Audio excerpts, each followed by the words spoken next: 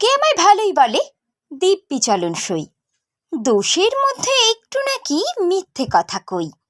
ঘাটশিলাতে যাবার পথে ট্রেন ছুটেছে যখন, মায়ের সাথে বাবার সাথে করছি বকম বকম। হঠাৎ দেখি মাঠের মধ্যে চলন্ত সব গাছে এক এক রকম ভঙ্গি ফুটে এক এক রকম নাচে।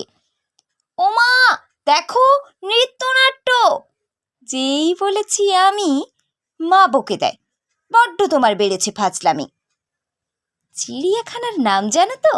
আমার সেজো মেশর। আদর করে দেখিয়েছিলেন পশুরাজের কেশর। কদিন পরে চুন খেসানো দেয়াল জুড়ে একই ঠিক অবিকল সেই রকমই মূর্তি যেন দেখি। ক্লাসের মধ্যে যেই বলেছি সুরঞ্জনার কাছে, জানিস আমার ঘরের মধ্যে সিংহ বাঁধা আছে। শুনতে পেয়ে দিদিমণি অমনি বলেন, শোনো, এসব কথা আবার যেন না শুনি কখনো। বলি না তাই, সেসব কথা সামলে থাকি খুব। কিন্তু সেদিন হয়েছে কি, এমনি বেয়াকুব। আকাশ পারে আবারও চোখ গিয়েছে আটকে। শরৎ মেঘে দেখতে পেলাম রবীন্দ্রনাথকে।